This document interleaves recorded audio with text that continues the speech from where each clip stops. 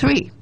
The misperception that nuclear weapons is a means of deterrence. This misperception which has in fact translated into policy, is the main cause of the escalation of arms race.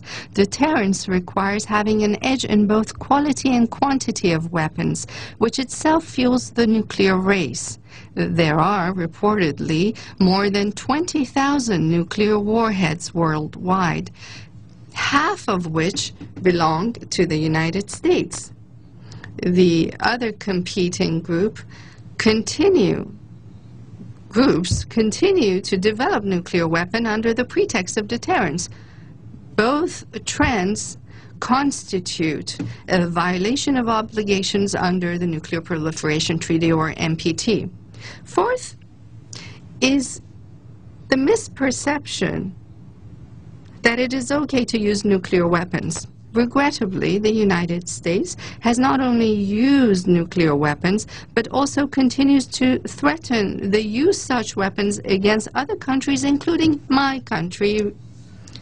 Might I remind you that a few years back, another country from Europe also made a similar nuclear threat under a false pretext as well.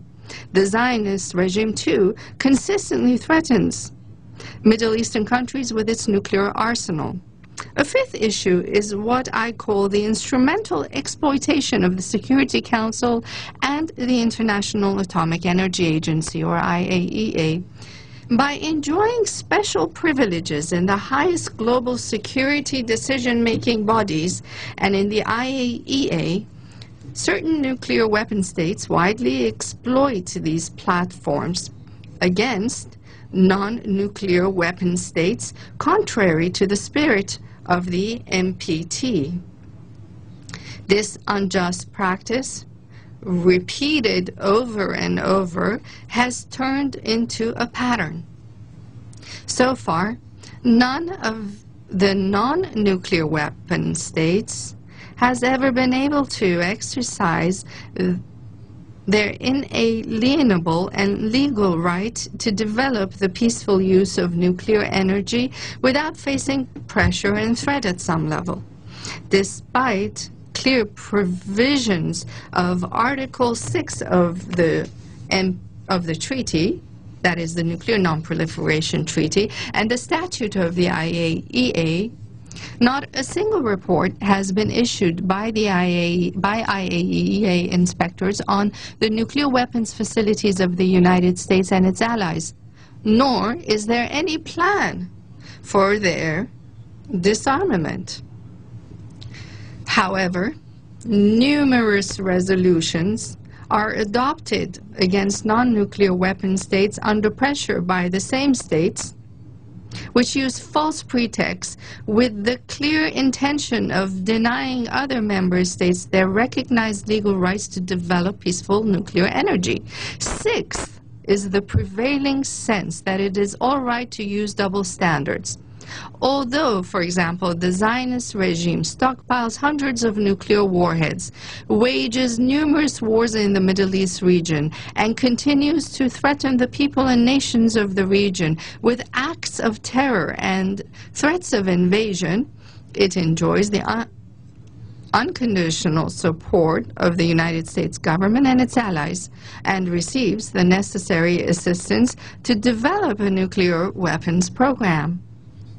The same states impose various kinds of pressures on other members of the IAEA by using false pretexts of probable diversions on their peaceful nuclear activities, failing to provide even a single credible proof to substantiate their allegations.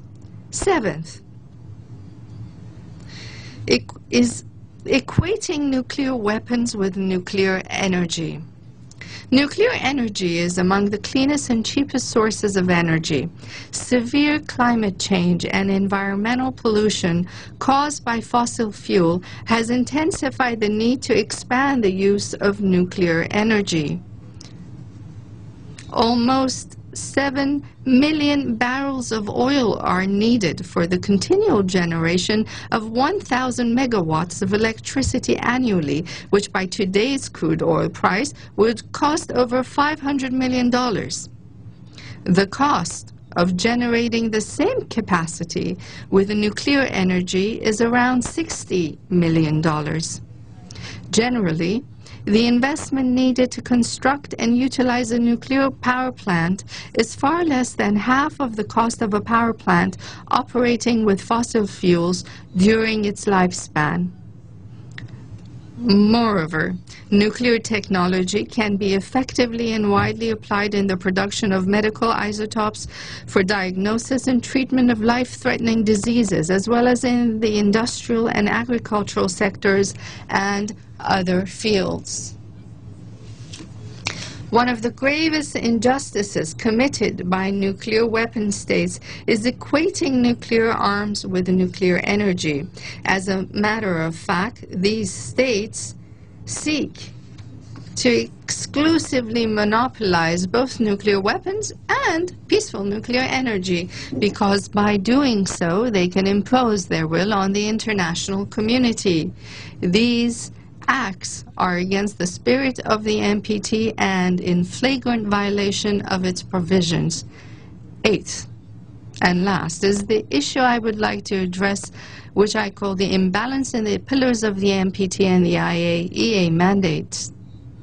The NPT has as its key mandate the prevention of a nuclear arms race, the promotion of nuclear disarmament and non-proliferation, as well as the facilitation of the inalienable right of member states to use peaceful nuclear energy. Very difficult conditions have been put into its mechanisms and regulations to supervise countries seeking the peaceful use of nuclear energy. Yet, no effective mechanism has been devised to address the actual threat from nuclear weapons, which should be, in fact, the most important mission of the IAEA. All efforts in this respect have been only limited to talks that lack any binding force of guarantee or effectiveness. The IAEA has been placing every possible pressure on non-nuclear weapon states under the pretext of proliferation risks, when it should have been doing otherwise. This is why those having nuclear bombs continue to enjoy full immunity from the IAEA and exclusive rights. Mr. President, dear friends, it is now clear that the production and stockpiling of nuclear weapons and policy practices by some nuclear weapon states, as well as with the weakness and the imbalance in the NPT provisions, are the main cause of insecurity and serve as an incentive for the development of nuclear weapons. Nuclear disarmament, the elimination of nuclear threats, and non-proliferation are regarded as the greatest service to establishing sustainable peace and security and amity. The question is, however, whether it is appropriate to grant extraordinary authority in the IAEA to the nuclear weapon states and entrust them with the critical issue of nuclear disarmament. It would be naive and irrational to expect an effective and voluntary initiative towards disarmament and non-proliferation, simply because these states consider nuclear weapons as an element of their superiority over others. There's an Iranian saying that reads, "A knife never cuts its own handle." Expecting major arms dealers to work for security is an illogical expectation. The government of the United States, which is the main suspect in the production, stockpiling, and use and threat of the use of nuclear weapons, insists on assuming the leadership role in reviewing the NPT. Now, the U.S. administration, in its recently released Nuclear Posture Review, or NPR, has announced it will neither produce nuclear weapons nor will it attack non-nuclear weapon states with nuclear weapons. But the United States has never respected any of its commitments. So one may ask, how much could nations possibly trust the United States to implement its commitments? What guarantees are there that it would live up to such commitments? And what are the tools for independent verification of its guarantees? It should be borne in mind that in previous decades, the United States has had most of its wars and conflicts with those who were once its friends. Furthermore, under the same NPR initiative, some member states of the IAEA, which are also committed members of the NPT, have been threatened to be the target of a preemptive nuclear strike. The United States government has always tried to divert the public opinion's attention from its non-compliance and unlawful actions by bringing into focus some misleading issue.